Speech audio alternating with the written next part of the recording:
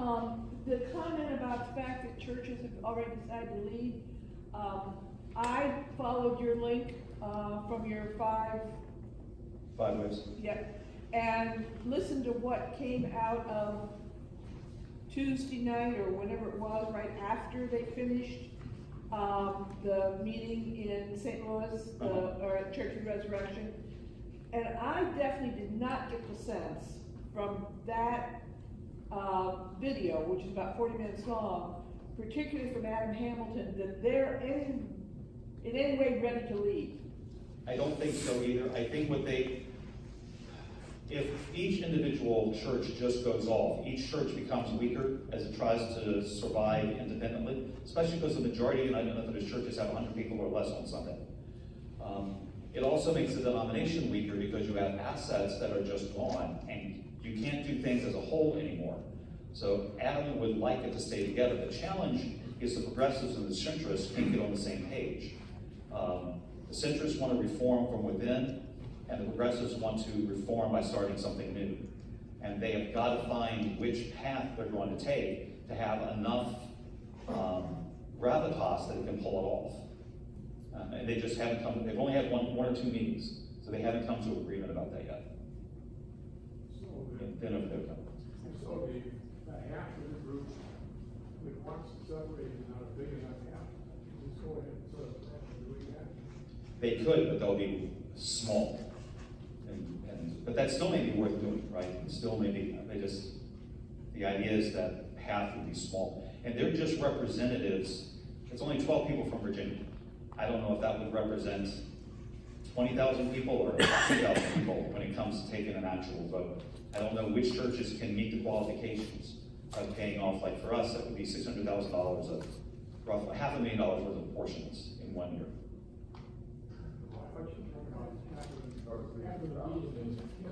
Yeah, half the meeting in Kansas couldn't decide which way to go.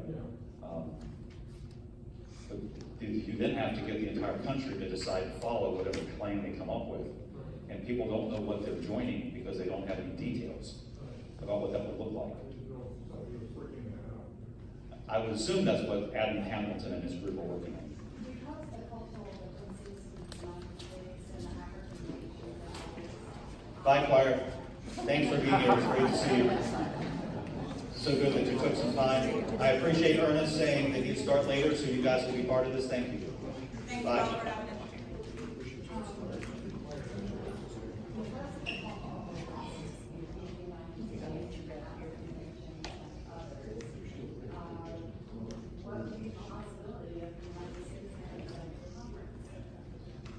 So the question is, because there are national differences, is it possible for nations to have their own conference? Cultural differences. Yeah, because people can be executed for, you know, if they're in a relationship. Right.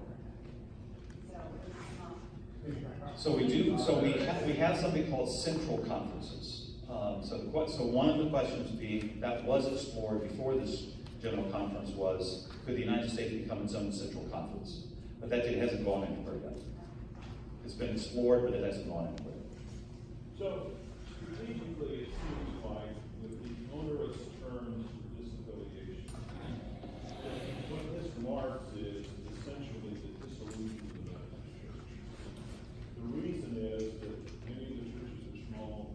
Two, given the partial ownership of the church property by the church, the payments required. In other words, they put a whole series of financial expectations, and the churches can just say, we're going to walk. And they end up seeing many Methodist churches, you know, just plain disappear. That seems to me that we're looking at the dissolution of the church as opposed to the disenfranchisement. So did you hear?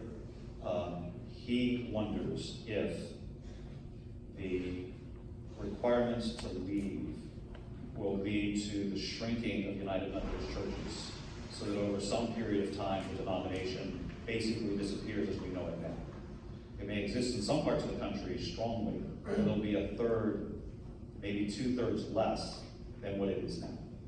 And that this is, and we haven't been able, I think that may be true. I don't have any, what we do next. Just as a sort of following on that, I realize you guys are gonna have an answer to this, I'm just going to. Emily does.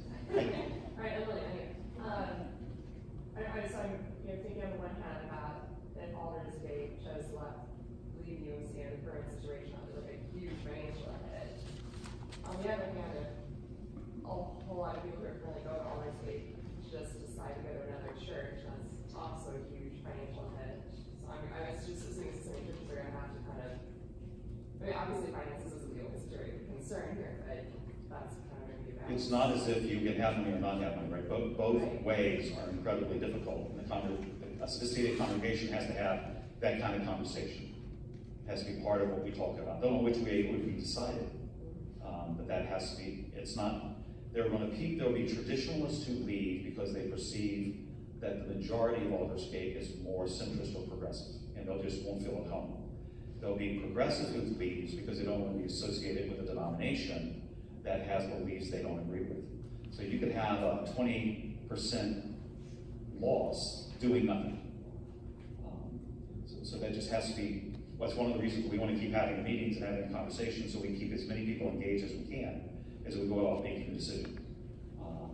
I'm in a position where I can't help because I'm leaving. And there's no need for me to impose my will or desires upon what you decide as a congregation. Emily gets to do that.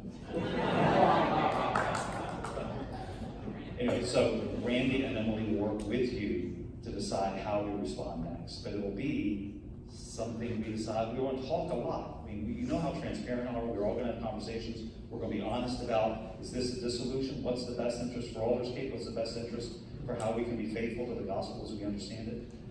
All of that's going to drive what we do. And engaging Randy to be part of the conversation is really important. And I know he's eager to be part of it. It just isn't probably the only thing he's imagining he needs to do as a new pastor. And that'll be a challenge for him. No, I was just picturing having a bunch of people go direct to Kingstown, don't have the burden of the building, and then who pays for all of this? One of the issues that will happen around the country are churches like Aldersgate going to Waynewood Elementary School and renting out the gym and having half the congregation meet there and leaving this to the United Methodist Church to do with as they will. And that's going to be like an all-lose situation. But that's what, if you had to see the dominoes coming, that's one of the outcomes that could happen. And that's not a great, I don't think that's a good outcome. To some extent, that's already happened in the United Kingdom, England, where the churches have basically gone abandoned. So you see them use the clothing stores, lots of things, because with this requirement that the church have part of the title, this physical property, means it could revert to them. So to think as the headquarters, I'm going to be property manager, I'm going to have a lot of property to get rid of. His point is, if this church begins to not be able to pay its bills because people leave, or we start an independent congregation and leave the building to the United Methodist Church, the United Methodist organization will have a whole lot of property it then has to sell off or manage. Which doesn't sound like we've come up with a good solution. The General Conference did not come up with a solution that works for the denomination. 10, 15 years ago, the Diocese of Virginia went through a big to-do, and some of the churches elected to leave, and then entered into some really expensive litigation on both sides about who owned the church property. Has that been taken into play here? Because that's precedential litigation, I would suspect. The question is, have people considered what the litigation would cost as churches try to disassociate? And it's been considered. The Episcopal Church, our resident expert in the back room, how much money has been spent in litigation in the last 20 years? Too much. Too much. I don't know, like 20 million. I thought it was 49 million. Okay, well, there you go, 49. It's a lot. It's a huge amount of money on both sides. Yeah, sure. Now, one of the good things that happens for the United Methodist Church is we're almost identical in the trust clause in the United Methodist Church that the Episcopal Church has, and the Episcopal Church basically won, that they own the property. So there's no reason to go through litigation. We know what's the outcome of that's going to be.